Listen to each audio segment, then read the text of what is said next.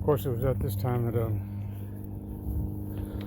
well, our old friend Lee Hackler, the slumlord, showed back up. This time, he had accepted, he had given me in writing that he was going to take assistance from the Cherokee Nation, but then backtracked on his deal when he found out they needed a W-9 signed. That and a suspicious phone call with his daughter got me looking into, and it appeared as though I had uncovered a tax scheme, tax scandal, and which would make sense since they had given me a BS reason on the W-9. It made me wonder if they even knew what it was. That didn't matter. Judge Gary Huggins, when I went to court and told him the evidence that I had collected, he played off my ignorance of having to submit evidence to the court clerk first, to deny evidence of an innocent couple being illegally, unjustly evicted so that a landlord could keep ripping off the federal taxpayers.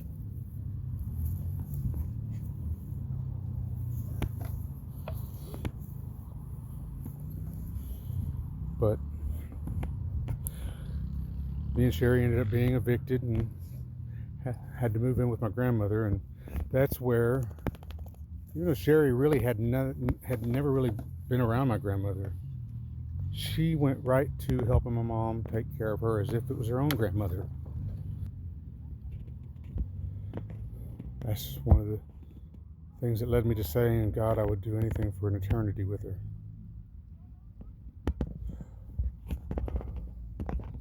This was before I'd even found God, so I didn't realize I was actually making a vow that I was going to have to keep. Then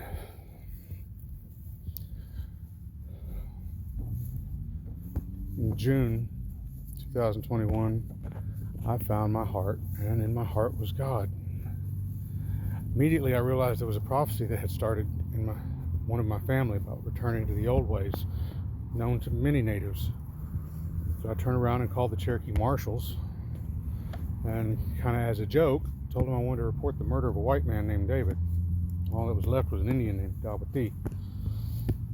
They tapped my phone for that, by the way. My grandmother came, knowing that prophecy, the very next day my grandmother gave me confirmation when she had asked me if I'd gone out to work, if I'd gone out and done God's work.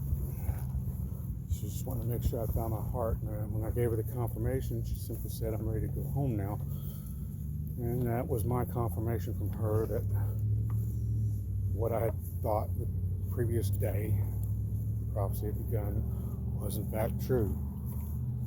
Because once her grandson found God, she knew what he was going to be doing, and she was ready to go home. That's all she wanted to see before she passed on.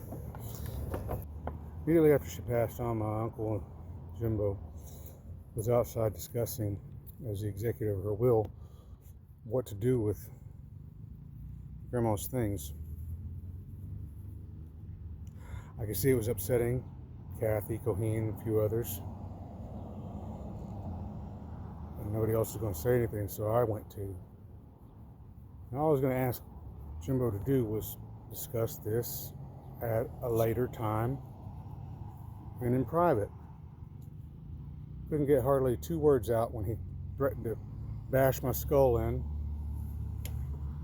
right in front of everybody in the family.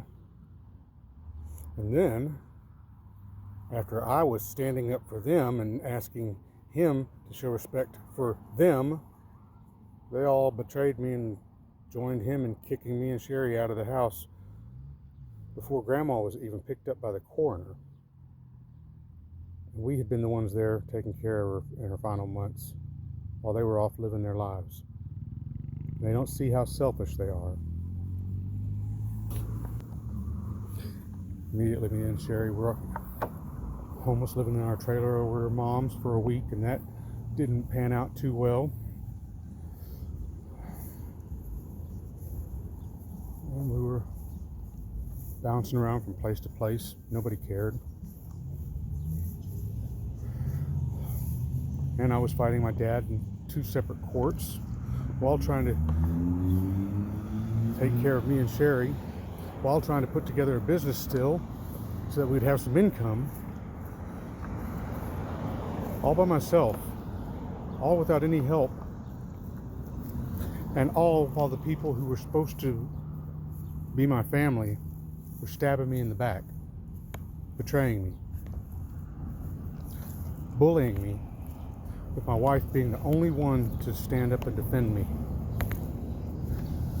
But eventually my dad's bullshit became overwhelming, and I ended up in jail for a violation of a protection order that I was never served, which is illegal, unlawful. That unlawful arrest also violated the doctor's orders that kept Sherry in my protection and under my care. Just 2 months prior to that, a couple of individuals had already tried to take advantage of her weakened mental state by lying to me and then trying to coerce her into doing sexual acts that she had already told them no to, which is classified as rape. With me in jail, nobody was around to protect her from that. And people started filling her head with bullshit, their assumptions. They assumed my dad was telling the truth. They assumed my family was telling the truth. They didn't care if they were telling who was telling the truth. They told Sherry that all these things were true, and in her mental state at the time, she was in no condition to think for herself. So everyone filled her head full of bullshit that she didn't question, or she would have realized what they were telling her wasn't true. And so all the heartache that she has had for the last 5 years has been because of the liars that she surrounded herself around.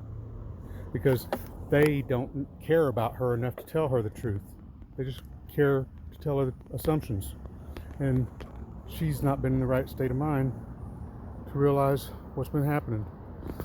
And apparently none of her friends care enough to tell her the truth either, because they were around for the whole ordeal and they knew that I wasn't the monster that she has been claiming for the last 5 years. Of course, she knew this herself, because in court, when she was supposed to get her protection order, she walked outside to answer a phone call. When she came back in, me, my mom, and my dad were already standing in front of Judge Huggins. The question she had on her mind, she could have asked anybody in the room. She didn't. She walked to the one person she trusted more than anybody in this earth, me. She started tapping me on the shoulder, and repeatedly, since I just got my ass chewed for looking away from anywhere but the judge, I tried to ignore her for a second. Eventually I turned around, "Yes, honey." She said, "Did the judge call my name?" "Yes, stand right there." You know, the only harm I was ever going to do her was some of the bad advice those people gave her. The LLC did not have her on the articles of incorporation. So the LLC property that she took was not a marital asset, and therefore I could have used the LLC to throw her in jail. And I had thought about it, because she would not stop and do the one thing that a spouse should do in a dispute, and that's talk to the spouse, not talk to people outside the marriage.